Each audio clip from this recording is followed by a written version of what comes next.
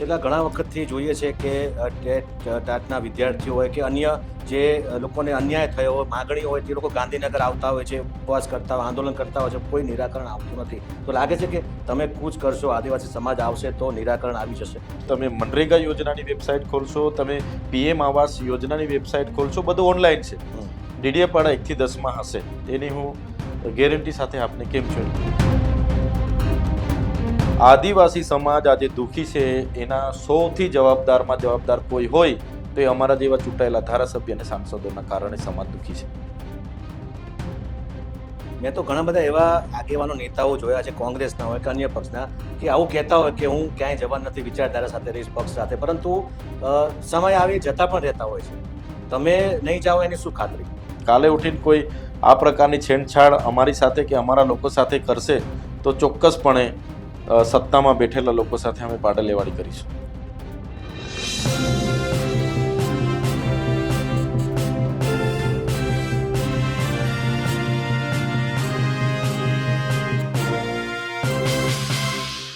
નમસ્કાર, લલકાર વિશેષ સંવાદ સાથે હું છું નરેન્દ્રસિંહ જાદવ. આજે આ સંવાદમાં એક એવા નેતા સાથે વાત કરવી છે કે કોઈ એમને લુખ્ખા કહે છે, તો કોઈ તેમને નક્સલવાદી કહે છે, તો એમની પર આરોપ છે આદિવાસીઓને ઉશ્કેરવાનો. પરંતુ શું હકીકત છે?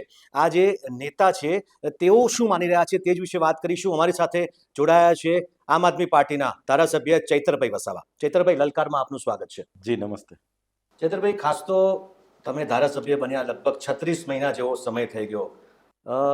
એવું લાગે છે કે હજુ કોઈ એવું કંઈ કામ છે હજી મારે કરવાનું બાકી રહી ગયું છે ધારાસભ્ય તરીકે, વિસ્તારનું હોય કે આદિવાસી સમાજનું હોય? હજી 2 વર્ષનો સમય બાકી છે મુદત પૂરી થવામાં, પરંતુ એવું કયું કામ કે હજી બાકી રહી ગયું છે, અથવા તો તમને એવું લાગે કે ના, આ કામ કર્યું, મને સંતોષ થયો? જે પ્રકારે સામાન્ય પરિવારમાંથી હું આવું છું, આટલી નાની ઉંમરમાં મને ડેડિયાપાડા અને સાગબારાની જનતાએ આટલી મોટી જવાબદારી સોંપી છે, ત્યારે આ ઉંમર તો અમારી શીખવાની ઉંમર છે ને રાજનીતિમાં હર હંમેશ અમે નવું નવું શીખવાના પ્રયાસો કરીએ છીએ. અમારા સમય દરમિયાન અમારા વિસ્તારના લોકોની જે પ્રકારની ઘણી રજૂઆતો અમારી સમક્ષ આવી, નાની મોટી યોજનાઓ બાબતે હોય, કામો બાબતે હોય કે જે પણ બાબતો, તો અમે એ પ્રકારની યોજનાઓ લોકોના છેવાડા સુધી પહોંચે, જે પ્રકારે બજેટ બને એની છેવાડા સુધી પહોંચે એના પ્રયાસો અમે કર્યા છે. તમામ 3 તાલુકામાં એ મારું બજેટ હોય, અમારી ભલામણોથી માર્ગ મકાન વિભાગમાં, સિંચાઈમાં, તાલુકા પંચાયતમાં કે તમામ વિભાગમાંથી જેટલા બને એટલા અમે પ્રયાસો કર્યા છે. ખેતીવાડીની યોજના હોય કે બીજી સોલારની યોજના હોય કે બોરની યોજના હોય, પીવાના પાણીની યોજના, બધી જ જગ્યાએથી અમે લોકો માટે સારામાં સારા કામો થાય એના માટે અમે પ્રયાસો કર્યા છે. અને અમારા તો સપના છે આવનારા દિવસોમાં આદિવાસી બેલ્ટમાં જે પણ લોકો છે એમને સારી શિક્ષા મળે એનું પ્રાવધાન થાય, ભણી ગણીને આવેલા યુવાનોને સારી રોજગાર મળે એનું પ્રાવધાન થાય, લોકોને જ્યારે સ્વાસ્થ્યની જરૂર પડે તો ત્યાં ને ત્યાં એ વિસ્તારોમાં એની તમામ પ્રકારની નિઃશુલ્ક ઈલાજ થઈ જાય, એ પ્રકારની અમારા સપનાઓ છે. સાથે સાથે ભણેલા ગણેલા યુવાનોને પોતાની આજીવિકા માટે સારી રોજગારી મળે, સારા રોડ રસ્તા મળે, ખેડૂતોને સિંચાઈના પાણી મળે અને પોતાની જમીનોમાં પકવેલા પાકોના સારા ભાવ મળે. અને જે પણ લોકો વિસ્થાપિતો છે, એ ચાહે નર્મદાના હોય, એ ચાહે જીઆઈડીસી જીએમડીસીના વિસ્થાપિતો હોય, એ ચાહે નેર વિભાગમાં વિસ્થાપિત થયા હોય, એ ચાહે રોડ રસ્તામાં એમની જમીન, એમને પણ યોગ્ય વળતર મળે અને એમને પણ પ્રસ્થાપિત કરવામાં આવે, એ પ્રકારના અમારા હજુ અધૂરા કામો છે એને પૂર્ણ થાય એ પ્રકારના પ્રયાસો આવનારા દિવસોમાં અમે કરતા રહીશું. તમે વિપક્ષના ધારાસભ્યો છો, તમારા કામ થાય છે ખરા? મત વિસ્તારના અધિકારીઓ કરે છે ખરા? કારણ કે શાસક પક્ષના ધારાસભ્યોની તો બૂમ છે. હમણાં 5 ધારાસભ્યો લેટર લખ્યો સીએમને કે અમારા કામ થતા નથી. વિપક્ષના ધારાસભ્ય તરીકે તમારા કામ થવામાં ક્યાંય વિલંબ થાય છે ખરો?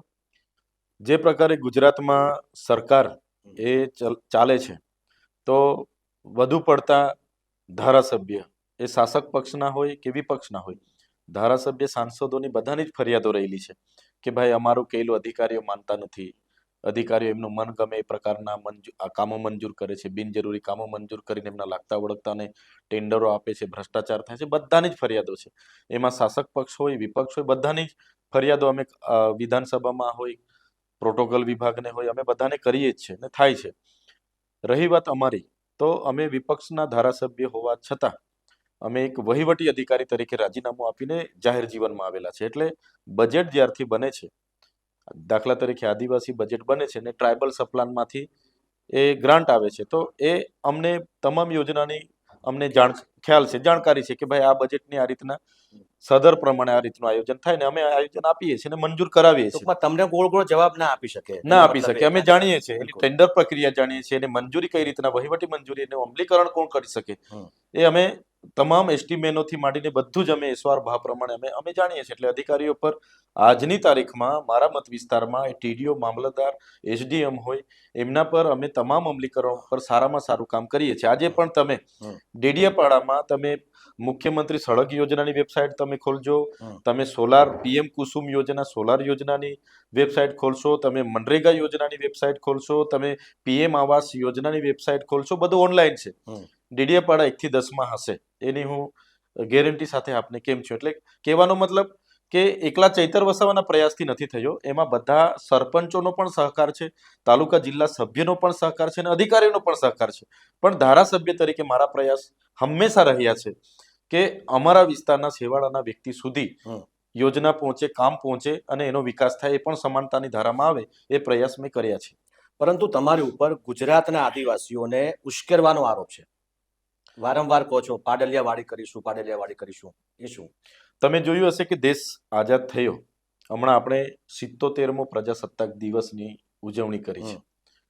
તો જે બંધારણનું નિર્માણ થયું 1950માં 26મી જાન્યુઆરી, તો એ બંધારણમાં જ આર્ટિકલ 244 મુજબ આદિવાસીઓને અનુસૂચિ 5 અંબાજીથી ઉમરગામ લાગુ કરવાની એમાં જોગવાઈ છે. અનુસૂચિ 5 લાગુ થવાથી શું થશે? જે વિસ્તારમાં આદિવાસી રહે છે ને, એ વિસ્તારની સંપૂર્ણ જમીનો એ જ ગામના લોકોની હોય છે. એ ગામ સભા નક્કી કરે કે ભાઈ આ અમારું ગૌચર છે, આ અમારી ગામતળ છે, અને આ અમારો પહાડ છે, અમારી નદી છે, ને એમાં જે કંઈ ખનિજ મળે એના પર ગ્રામ સભાનો અધિકાર હોય છે, આદિવાસીનો અધિકાર હોય છે. જળ, જંગલ, જમીન, જંગલની પેદાશો હોય, કોઈને પાણી જોઈએ, કોઈને ત્યાં વીજળી ઉત્પન્ન થાય છે, એમાં સંપૂર્ણ જમીનમાંથી સોનું મળે, કોલસો મળે, રેતી મળે, કંકર મળે, બધા પર ગ્રામ સભાનો પાવર હોય છે. એવો 5મી અનુસૂચિ કહે છે કે આદિવાસીઓ માટે આ પ્રાવધાન છે. પણ આજ દિન સુધી સરકારે લાગુ નથી કર્યા. કોંગ્રેસ પણ સત્તામાં હતી, આજે ભાજપ પણ 30 વર્ષથી છે, તો કેમ લાગુ નથી કર્યા? આજે 73 એની જમીનો આદિવાસી કોઈ બીજાને વેચી નથી શકતો, એવા પ્રાવધાન છે. છતાં આજે તમે દાહોદ, ગોધરા, સુરતની 73 એની જમીનો આજે બિલ્ડરોએ પચાવી પાડી છે. આજે અનુસૂચિ 5 એરિયામાં પૈસા એક્ટ લાગુ છે કે ભાઈ કોઈ પણ પ્રોજેક્ટ આવે તો 1996 પૈસા એક્ટ અંતર્ગત ગામ સભા સહમતિ આપે પછી જ તમે પ્રોજેક્ટ ત્યાં અમલીકરણ કરી શકો છો. આજે સાપુતારાથી સ્ટેચ્યુ ઓફ યુનિટીનો ગ્રીન કોરિડોર હોય, નેશનલ હાઈવે 56 હોય, આજે ડમલાઈ જીએમડીસી નો પ્રોજેક્ટ હોય, લિગ્નાઇટ પ્રોજેક્ટ વાલિયાનો હોય, કે આજે અંકલેશ્વરથી એકતાનગરનો હાઈ સ્પીડ કોરિડોર હોય, કે સ્ટેચ્યુ ઓફ યુનિટીના તમામ પ્રોજેક્ટો હોય, આજે આંબા ડુંગરમાં યુરેનિયમનું ખનિજ પ્લાન્ટ હોય, કે હાઇડ્રો પ્રોજેક્ટ નસવાડીના 28 ગામોમાં આવ્યો હોય, તમામે તમામ જગ્યાએ પૈસા એક્ટના ઉલ્લંઘન કરીને બારોબાર જમીનો સંપાદન કરવામાં આવે છે અને મફતના ભાવે લઈ લેવામાં આવે છે. ત્યારે અમે કહીએ છીએ કે ભાઈ એક બાજુ દેશના વિકાસમાં આદિવાસીઓ આટલું બધું યોગદાન આપતા હોય અને તમે બંધારણમાં રહેલી એમના માટેના પ્રાવધાનોની અમલવારી ના કરો તો ક્યાં સુધી ચાલશે? મારા જ જિલ્લાની વાત કરું, સ્ટેચ્યુ ઓફ યુનિટી એ દુનિયાની સૌથી ઊંચી પ્રતિમા છે. સરદાર પટેલ સાહેબ માટે આખા દેશને ગૌરવ છે, અમને પણ ગૌરવ છે. તમે ત્યાં દેશનું સૌથી ઊંચી પ્રતિમા બનાવી છે. મારા જિલ્લામાં આજની તારીખે 505 શિક્ષકોની જગ્યા ખાલી છે. આજની તારીખે 181 શાળાના મકાનો નથી. આજની તારીખે મારા મત વિસ્તારમાં, મારા ડેડિયાપાડામાં 93 કેન્દ્ર પર આંગણવાડીના મકાનો નથી. બાળકો ઝાડ નીચે બેસીને ભણે છે. એટલે જાણી જોઈને એવું કરવામાં આવે છે. તમે બિલકુલ જાણી જોઈને. આ સરકારે આપેલી માહિતી છે. આજે મારા જિલ્લામાં 12,333 બાળકો અતિ કુપોષણથી પીડાય છે અને 1 લાખથી પણ વધારે બાળકો ટ્રાઇબલ વિસ્તારમાં સિકલ સેલ એનેમિયા થી પીડાય છે. તો આ સરકારની જવાબદારી નથી? આજે નર્મદામાં તમે ગામો વિસ્થાપિત કર્યા, એ ગામો કરજણમાં વિસ્થાપિત કર્યા, ઉકાઈમાં વિસ્થાપિત કર્યા. નર્મદા, કરજણ અને ઉકાઈનું તમે કમાન્ડ એરિયા નક્કી કરો છો, એમાં આદિવાસીને કેમ બાદબાકી કરી છે? પાણી તમે કચ્છ લઈ જાઓ 500 કિલોમીટર, અમે કે કાશ્મીર લઈ જાઓ, અમને કોઈ વાંધો નથી, પાણી છે લઈ જાઓ. પણ તમને આદિવાસીઓ કમાન્ડ વિસ્તાર કેમ તમે છોડી દીધો? એને પણ લો ને, પહેલો હક તો એમનો અમારો બને છે ને, એ કેમ તમે કરતા નથી? એટલે આવી ઘણી બાબતો છે. બંધારણીય અધિકારો નથી અમને મળ્યા, સામાજિક રીતે અમારા પ્રાવધાનો છે, અમારા છૂટાછેડા, અમારા વારસાઈ ધારો, અમારો લગ્ન ધારો, અમારો દત્તક પ્રથા, બધા જ અમારા સામાજિક પ્રાવધાનો છે. અમને અલગ પ્રાવધાનો આર્ટિકલ 366 અંતર્ગત સંવિધાનમાં પ્રાવધાનો મળ્યા છે, એનું કોઈ અમલવારી થતી નથી. આજે અમને અનામત મળ્યું છે આર્ટિકલ 335 અંતર્ગત, શૈક્ષણિક અનામત મળ્યું છે, એની અમલવારી થતી નથી. માત્ર કેવા પૂરતું થાય છે. ત્યારે અમે સરકારને કહીએ છીએ કે ભાઈ આદિવાસીઓને સંવિધાનિક પ્રાવધાનો મળ્યા છે તો કરો, એની તો અમલવારી થવી જોઈએ. એટલે નથી થતી. એટલે અમે લોકોને જાગૃત કરીએ છીએ. લોકો જાગૃત થઈ રહેલા છે ને હવે એક થઈને અવાજ ઉઠાવે છે. શિક્ષણ માંગે છે, રોજગારી માંગે છે, આરોગ્યની સુવિધાઓ માંગે છે. એટલે વર્ષોથી રાજ કરનારા ભાજપ અને કોંગ્રેસના મનમાં એવું હતું કે ત્રીજો મોરચો ચાલવાનો નથી. આજે ચૈતરભાઈ અને આમ આદમી પાર્ટી ટ્રાઇબલમાં ચાલે છે. એટલે હવે આ લોકો શું કહેવા લાગ્યા? આ લોકોને ગેરમાર્ગે દોરે છે. તમે વિચાર કરો, એક બાજુ નરેન્દ્રભાઈ મોદીનો પ્રોગ્રામ હોય, સેમ ટાઈમે એનાથી 35 કિલોમીટર પર ચૈતર વસાવાનો પ્રોગ્રામ હોય, અને મોદીજીના પ્રોગ્રામમાં માત્ર ને માત્ર 12,000 લોકો ત્યાં ઉપસ્થિત રહે છે, અને ચૈતર વસાવાના પ્રોગ્રામમાં 1 લાખ લોકો સ્વયંભૂ આવે છે. મોદીજીના પ્રોગ્રામમાં 54 કરોડ રૂપિયા આદિજાતિના વિકાસના ફંડમાંથી વાપરવામાં આવે છે. ચૈતર વસાવાના પ્રોગ્રામમાં લોકો સ્વયંભૂ 1,000 રૂપિયાનું પેટ્રોલ નાખીને, ડીઝલ નાખીને પોતાની ગાડી લઈને આવે, લાખો લોકો. હવે ચૈતર વસાવા 10 લોકોને ગેરમાર્ગે દોરી શકે, લાખ લોકોને તો ગેરમાર્ગે નહીં દોરી શકે ને. એટલે આ બધી વાહિયાત વાતો છે. અર્બન નક્સલવાદ તો ભાજપના લોકોએ કીધું કે ચૈતર વસાવા અર્બન. કેમ? બિરસા મુંડાની પ્રતિમા હું ડેડિયાપાડામાં સ્થાપિત કરતો હતો, મનસુખ વસાવા અને ભાજપના લોકોએ મારો ખૂબ વિરોધ કર્યો. કીધું કે આ બિરસા મુંડાની પ્રતિમા સ્થાપશે, અર્બન નક્સલવાદ ફેલાવશે. એ જ પ્રતિમાને ફૂલ અર્પણ કરવા દેશના વડાપ્રધાન આવ્યા. હમણાં તમે 15 તારીખે જે વડાપ્રધાને ફૂલ અર્પણ કર્યા, પ્રતિમા અમે સ્થાપિત કરી છે. અમે જોહાર, સરકાર સામે અમે જોહાર બોલતા હતા, જોહાર. અમે વિરોધ દર્શાવતા હતા. સરકાર સામેનું અમારું સૂત્ર હતું. આજે તો સરકારે અમારા પરથી લઈ લીધું. આજે બધા જે લોકો અમને કહે કે આ જોહારિયા ક્યાંથી આવ્યા, જોહારિયા ક્યાંથી, હવે જોહાર એ લોકો બોલવા લાગ્યા. એટલે મનસુખ વસાવા તો તમને લુખ્ખા કહે છે. એ મનસુખ વસાવા સિનિયર સાંસદ છે, અને એક સાંસદ તરીકે તમે કોઈ બંધારણ પદ પરથી કોઈ ધારાસભ્યને આ પ્રકારની ભાષા વાપરો છો, એ એમની બોખલાહટ છે, ડર છે. એમણે જો મારી સામે ડિબેટ કરવું હોય તો એમણે આવવું પડે, મુદ્દાસર ડિબેટ કરવી જોઈએ. ચૈતરભાઈ 36 મહિના મને થયા છે, ને 36 વર્ષ મનસુખભાઈને સાંસદમાં થયા છે. 36 વર્ષ એમણે શું કર્યું અને 36 મહિના મેં શું કર્યું, એની ડિબેટ કરવા હું તો કેમ છું. મનસુખભાઈ આમંત્રિત કરે તો હું પધારવા તૈયાર છું. બિલકુલ. મને લુખ્ખા કહેવાથી કઈ લોકોનો ઉદ્ધાર નથી થવાનો. મારો કહેવાનો મતલબ એ છે કે આમ આદિવાસી એકતાની વાતો થતી હોય ત્યારે તમે હોય કે મનસુખભાઈ હોય, સામ સામે આક્ષેપ પ્રત્યાક્ષેપ કરીને કરો તો આમાં એકતા ક્યાં રહી આદિવાસી સમાજની? પાટીદારનું કોઈ આંદોલન થાય છે, પાટીદારના પીટી જાડેજાને એક પાસા થયેલી હમણાં 4 મહિના પહેલા. આખા પાટીદારના તમામ પક્ષના નેતાઓએ ઉમિયાધામમાં મીટિંગ કરી અને સરકારને કીધું કે આ મારા આગેવાન છે, ભલે કોઈ પણ સંગઠન અને પાર્ટીના હશે, છોડાવો. 6 દિવસમાં સરકારને છોડવું પડ્યું. હમણાં ઠાકોર સમાજના મંચ પર તમે જોયા હશો, ગેનીબેન થી માંડીને અલ્પેશ ઠાકોર થી માંડીને બધા જ પક્ષના, તમામ પક્ષના, બિલકુલ. રબારી સમાજનું સંમેલન મળ્યું, બધા સમાજના સંમેલનો મળ્યા, બધા જ પક્ષના લોકો છે. આદિવાસી સમાજમાં જેટલા પણ સાંસદો હોય, ધારાસભ્યો, અત્યાર સુધી બસ આદિવાસી સમાજને ગેરમાર્ગે દોરીને મતબેંક તરીકે ઉપયોગ કર્યો છે. આજે ચૈતર વસાવાને માનો કોઈ કેસ થાય ને તો મારા વિરોધમાં સૌથી પહેલા સ્ટેટમેન્ટો કોના આવે? આદિવાસી સમાજના સાંસદોના જ આવે કે આને છોડતા નહીં ભાઈ, આને છોડતા નહીં તમે, આને છે ને 2 વર્ષ 3 વર્ષ રાખો. કેટલી ફસાવા માટે અમારા જ નેતાઓ અમારી પાછળ પડ્યા છે, અમારા ટાટિયા ખેંચવા માટે. એટલે અમારા નેતાઓએ બધાએ બીજા સમાજના લોકો પરથી શીખવું જોઈએ. એ નથી શીખતા, નથી ભેગા થતા, એટલા માટે જ આજે અમારો સમાજ દુઃખી છે. હું સ્પષ્ટ કેમ છું, આદિવાસી સમાજ આજે દુઃખી છે, એના સૌથી જવાબદાર કોઈ હોય તો એ અમારા જેવા ચૂંટાયેલા ધારાસભ્ય અને સાંસદોના કારણે સમાજ દુઃખી છે. મેં લગભગ 25 વર્ષ પહેલા અમરસિંહ ચૌધરી, જે આપણા ગુજરાતના પૂર્વ મુખ્યમંત્રી હતા, તેમનો એક ઇન્ટરવ્યુ કર્યો હતો. એ વખતે અમરસિંહ ચૌધરી કહેતા હતા કે અમારો આદિવાસી સમાજ ભોળો છે, એને બધા ભૂળવી જાય છે. આજે 25 વર્ષ પછી પણ આ જ સ્થિતિ છે એવું તમને લાગે છે કે ભોળો રહ્યો છે કે ભોળો હવે નથી રહ્યો, તે હવે જાગૃત થઈ ગયો છે? શું લાગે છે? ચોક્કસ આજે પણ આદિવાસી સમાજ એ સંવિધાનિક અધિકારો, સામાજિક અધિકારો જાણકાર નથી. એટલે આજે પણ આદિવાસી સમાજ યુવા વર્ગ જાગૃત છે. હમ. વડીલો હજુ પણ ભોળપણમાં જ છે. જે અમરસિંહભાઈ ચૌધરી મુખ્યમંત્રી હતા, એમને મુખ્યમંત્રી તરીકે જે સીટ પર લડતા હતા, હમ. ત્યાં જ એમની સામે અપક્ષ કરવા વાળા કોણ હતા? આદિવાસી જ હતા. બિલકુલ. એમણે અપક્ષ કરીને આ અમરસિંહ ચૌધરીને ચૂંટણીમાં હરાવી દીધા. 2600 મતથી અમરસિંહ ચૌધરી સીએમ હતા, પછી બી હારી ગયા. હમ. હરાવવા વાળો કોણ હતો? આદિવાસી જ હતા. ઉભા રાખવા વાળા કોણ હતા? બીજા જેમણે હાથો બનાવ્યા હતા. હમ. અને ખેડબ્રહ્મા જે લડીને પાછું એમણે વિધાનસભામાં પહોંચવું પડ્યું. એટલે કહેવાનો મતલબ કે આદિવાસી સમાજના નેતાઓ, એમને ડર છે કોઈ યુવાન આગળ જતો રહેશે તો અમે તો મસીહા બનીને બેઠા છે. હમ. કોઈ ચૈતર વસાવા જેવો અમારા કરતા વધારે નામના લઈ લેશે, વધારે કામ કરી દેશે તો એટલે પાડી દો. એટલે અમારી પાછળ અમને પાડવા વાળા અમારા જ લોકો છે. એટલા માટે આજે આદિવાસી સમાજ દુઃખી છે. તમારી સામે કેસ પણ થયા, તમારે જેલમાં પણ રહેવું પડ્યું. આ શું રાજકીય કિન્નાખોરી જ હતી કે બીજું કંઈ હતું, કે તમારો આવેશમાં તમે એ પગલું ભર્યું હતું? હું આવેશમાં કેમ બોલું છું? જે લીગલી હોય છે હમ. એના માટે બોલું છું. હું ગ્રાઉન્ડ પર રહું છું. હમ. હું ક્યારે ઘર પર બેસીને કોઈ આદેશો કે સૂચનાઓ કરતો નથી. જ્યાં પણ કોઈ મુવમેન્ટ કરવાની હોય, ગ્રાઉન્ડ પર જઈને લોકો સાથે રહીને અને રજૂઆત કરું છું. એ કલેક્ટર હોય, પોલીસ ખાતું હોય, બધા સાથે. હમ.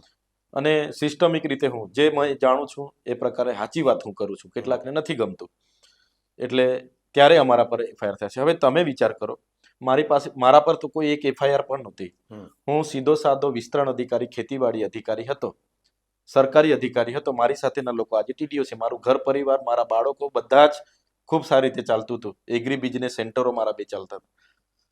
તો હું એ પરિવારમાં આજે પણ સુખી હતો. મારી સાથેના બધા લોકો ટીડીઓ છે.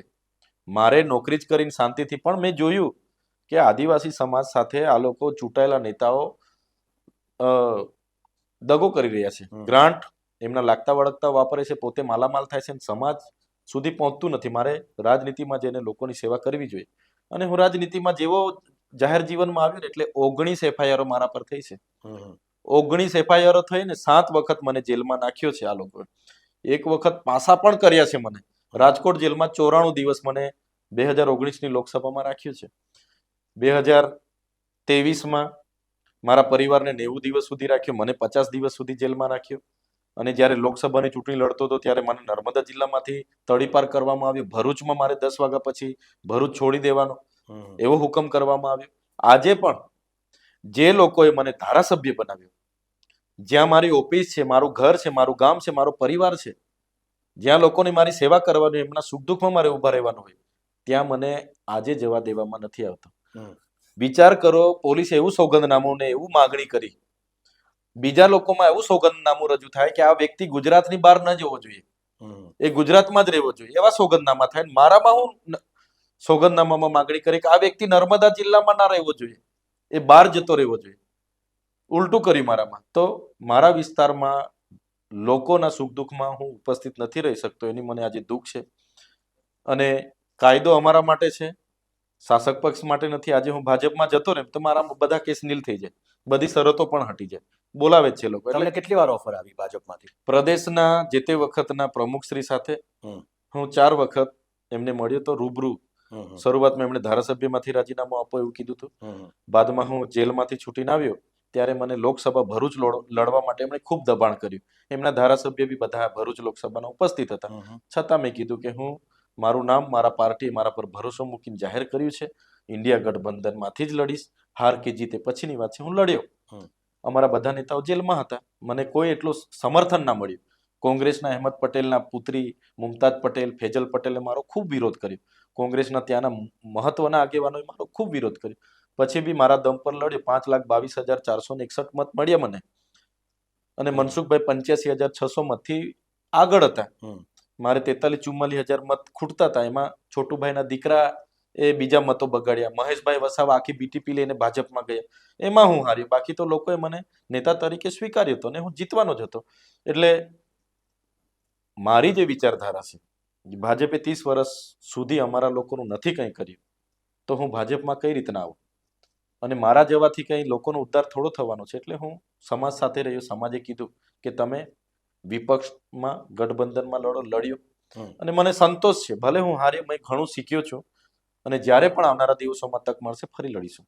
મેં તો ઘણા બધા એવા આગેવાનો નેતાઓ જોયા છે, કોંગ્રેસના હોય કે અન્ય પક્ષના, કે આવું કહેતા હોય કે હું ક્યાંય જવા નથી, વિચારધારા સાથે રહીશ, પક્ષ સાથે, પરંતુ સમય આવે જતા પણ રહેતા હોય છે. તમે નહીં જાઓ એની શું ખાતરી? મારા આજે પણ હમ. કેસ ચાલે છે અને એક એક કેસમાં એમણે પ્રાઇવેટ વકીલ ભારતીય જનતા પાર્ટીએ રાખેલા છે. હમ. અને પોલીસ મારા ખિલાફ છે, આખું તંત્ર યંત્ર મંત્ર બધું હમ. એમનું છે, મારા ખિલાફ બધું જ છે. પછી બી હું લડું છું. તમને એમ કહેશે કેસ પાછા બધા ખેંચી લઈએ તો લડું આવી છું જાઓ તો? હું લડું છું અને મારા પરિવારને, મારા કાર્યકરોને, મારા સંગઠનને બધાને જ ખબર છે હમ. કે ચૈતર વસાવા મજબૂત છે અને લડશે. હમ. આટલી જેલો થઈ ત્યારે પણ આજ ખૂબ સારી ઓફર હતી, સાંસદ બનીને દિલ્હી જતા રહો. ખૂબ સારી ઓફરો અમારા સુધી પણ આવી છે. નથી ગયા, અમે નથી જવાના. હમ. આમ આદમી પાર્ટીમાં આજે ખૂબ સારું સંગઠન મેં બનાવ્યું છે. ટ્રાઇબલના 14 જિલ્લા સંભાળું છું, 44 વિધાનસભા સંભાળું છું અને 44 વિધાનસભામાં મજબૂત લોકોને નેતૃત્વ પૂરું પાડવાનું કામ મારું છે અને હું કરું છું. આવનારી તાલુકા જિલ્લામાં પણ આમ આદમી પાર્ટીના તમામ બેઠકો પર હું ઉમેદવાર ઉભો રાખવાનો છું, લડાવવાનો છું. એટલે મારે ભારતીય જનતા પાર્ટીમાં જવાનો કોઈ સવાલ ઉપસ્થિત થતો નથી. હું ખુદ મારું નેતૃત્વ પૂરું પાડીને આમ આદમી પાર્ટીને મજબૂત કરીને સારા લોકોને નેતા બનાવવાનું કામ કરીશ. બિલકુલ. તમે વચ્ચે કઈ વાત કરી હતી કે ગાંધીનગર કૂચ કરવાની છે, શેના માટે? આદિવાસીઓની કૂચ થશે, એ શું હતું? અમારા આદિવાસીના જે જાતિના પ્રમાણપત્ર હોય છે, ગીર બરડા આલેચમાં 21,000 જેટલા પરિવારો રહેતા હતા. એમને આદિવાસીનો દરજ્જો આપવાનું જે તે વખતે પરિપત્ર બહાર પડ્યો હતો. તો 21,000ને જાતિના દાખલા આપવાની સામે લાખો લોકોને આ ગુજરાતની ભાજપની સરકારે જાતિના દાખલા આપી દીધા. અમે વિશ્લેષણ સમિતિને કીધું જે ખોટા લોકો આદિવાસીના સર્ટી લઈને નોકરીમાં લાગી ગયા છે, અમારો કોટો એમણે છીનવી લીધો છે, શિક્ષણની કોટો એમણે છીનવી લીધો છે, મેનેજમેન્ટ કોટો હોય, વેકેન્ટ કોટા હોય, એમને બહાર કાઢો. જો આમ નહીં કરશો તો અમારે આંદોલન કરવું પડશે. આજ દિન સુધી એમણે નથી કર્યું. બીજું કે જે અમને 15% આદિવાસીઓને અનામત મળી હતી, તો હમણાં ગૌણ સેવા પસંદગી મંડળની વર્ગ 3ની તમામ ભરતીઓમાં 18/5/2023ના રોજ ગુજરાત સરકારે પરિપત્ર પાડીને વર્ગ 3ની તમામ ભરતીઓમાં ફરજિયાત 40% માર્ક લાવવાનું એમણે સૂચવી દીધું. જેના કારણે 15 બેઠકો, 100માંથી જે અમારી 15 બેઠકો હોય ને ભરાતી નથી અને એમાં બિન આદિવાસી લોકોને ભરવામાં આવે છે, જેનો અમને ખૂબ અન્યાય થયો છે.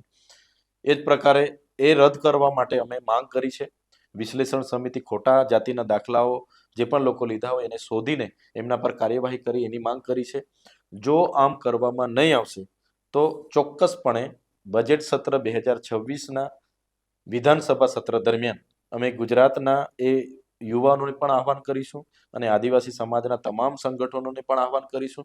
ગાંધીનગર પહોંચીશું અને અમારી માંગ સંતોષાય એ પ્રકારના રચનાત્મક કાર્યક્રમો આપીશું. એ પ્રકારનું અમારું આવનારા દિવસોમાં પ્લાનિંગ છે.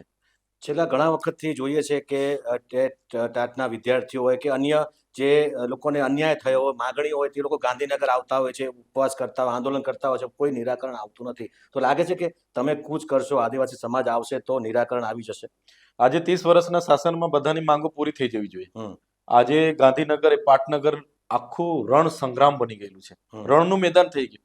આંગણવાડીઓ આંદોલન કરે, આશા વર્કરો આંદોલન કરે, આઉટસોર્સિંગ કર્મચારીઓ આંદોલન કરે, ખેડૂતો આંદોલન કરે, કર્મચારીઓ આંદોલન કરે, પરિણામ કઈ નથી. કેમ કે પોલીસનો ઉપયોગ થઈને તમામ આંદોલનો દબાઈ દેવામાં આવે છે.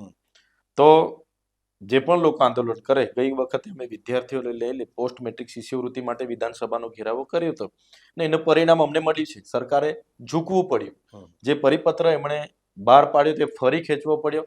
460 કરોડ રૂપિયા તાબડતોડ એમના મંત્રીએ જાહેર કરીને ચૂકવવા પડ્યા. તો માસ મુવમેન્ટ હોય ને, 200-300 નહીં, ત્યાં તો 1200 તો પોલીસ હોય છે. તમે 200-300 જઈને શું કરવાના? 1200ની સામે તમે 12,000, 20,000 કે 50,000 ભેગા થાવ એટલે એમને ઝૂકવું પડે. એટલે એ પ્રકારની મુવમેન્ટ આવનારા દિવસોમાં અમે કરીશું. અમને પૂરો વિશ્વાસ છે સરકારે ખોટા પરિપત્ર જે બહાર પાડ્યા છે એને ખેંચવું પડશે અને ન્યાય આપવો પડશે. કોંગ્રેસ સાથે આગામી સમયમાં ગઠબંધન કરવાનું આવે તો ચૈતર વસાવાને સ્વીકાર્ય હશે? તાલુકા જિલ્લા પંચાયતોમાં તો કોંગ્રેસ અને આમ આદમી પાર્ટીના શીર્ષ નેતૃત્વએ ના પાડી દીધી છે.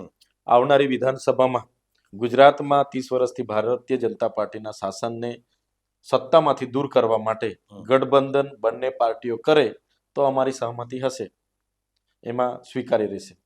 કારણ કે કોંગ્રેસ તો એમ કહી રહી છે કે આમ આદમી પાર્ટી એ ભાજપની બી ટીમ છે અને આમ જોવા જાવ તો કોંગ્રેસને જ વધુ નુકસાન કરી રહી છે, એટલે કોંગ્રેસ સ્વાભાવિક છે તે કહેવાની.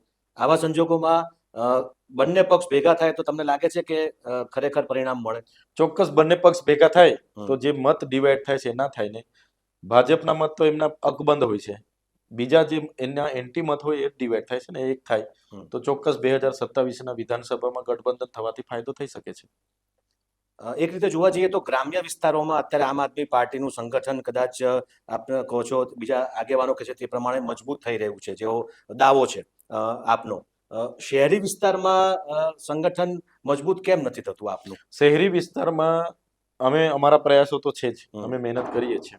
લાસ્ટ ઘડીમાં ભારતીય જનતા પાર્ટી એક તો ધાર્મિકતાનો મુદ્દો લાવે છે, હિન્દુ મુસ્લિમ કરે છે, અને બીજું કે શહેરી વિસ્તારમાં જેટલા પણ લોકો જોડાયેલા છે એ લોકો પર એક એ પ્રકારનો આખો માહોલ ક્રિએટ કરવામાં આવે છે કે ભાઈ આ કોંગ્રેસ આવશે તો આમ થશે, ફલાણું થશે, ઢીકણું થશે. બીજું કે પોલીસ એ તમામ હમણાં તો તમે જો જાણતા હશો આખું પોલીસ ડિપાર્ટમેન્ટ ભારતીય જનતા પાર્ટીના ઈશારે કામ કરે છે. આઈપીએસ અધિકારીઓ ખાસ કોઈ પણ આગેવાન અમારા તૈયાર થાય છે ને એમના કારખાને રેડ પાડવામાં આવે, એમના દુકાને રેડ પાડવામાં આવે, એમના ઘરેથી કોઈ નોકરીમાં હોય ત્યાંથી છૂટા કરી દેવામાં આવે, એમને ત્યાં પોલીસ ઇન્કવાયરી કરે, એમના જીબી વાળા ઇન્કવાયરી કરે. એના લીધે લોકો ડરે છે. એટલા માટે ત્યાં અમારે ધીરે ધીરે સંગઠન મજબૂત કરવાના પ્રયાસ કરીએ છીએ, પણ જોઈએ એટલી અમને સફળતા મળી નથી. છતાં રાજકોટ જેવી મહાનગરપાલિકામાં, સુરત જેવી મહાનગરપાલિકામાં અમે મજબૂત છીએ. આવનારા દિવસોમાં વડોદરા, અમદાવાદ, જામનગર, ભાવનગર જેવી મહાનગરપાલિકામાં પણ અમે કઈ રીતના મજબૂત બનીએ એના પ્રયાસો અમારા ચાલુ છે. તમે કહી રહ્યા છો કે જે અધિકારીઓનો સત્તાના જોરે ડરાવવાનો પ્રયાસ કરવામાં આવી રહ્યો છે, તો ગ્રામ્ય વિસ્તારોમાં જે આદિવાસી છે તેમને કદાચ પોલીસ ડરાવે નહીં, તમારી સાથેથી જતા રહે તો શું કરશો? શરૂઆતમાં પોલીસે આ જ કર્યું છે, અમને પણ ડરાવ્યા છે ને. કેસો કરે એટલે અમે ડરીને દબાઈ જઈએ એવી જ નીતિઓ કરી છે. સાથે સાથે અમારે આગેવાનો પર આજે પણ ખોટી ખોટી ફરિયાદો થાય છે, પાસા થાય છે, તડીપાર કરે છે, ડરાવે છે. પણ લોકો હવે ધીરે ધીરે પોલીસ સામે પણ સવાલો કરતા થઈ ગયા છે, પોલીસનો હિસાબ માંગતા પણ થઈ ગયા છે. એટલે અમારી તો પૂરી તૈયારી છે. અમે જાણીએ છીએ આવનારી તાલુકા જિલ્લામાં આ લોકો કઈ હદે જવાના છે, આવનારી વિધાનસભામાં કઈ હદે જવાના છે. અમારી પૂરી તૈયારી છે. તો સામે પાટલિયા વાળી થશે?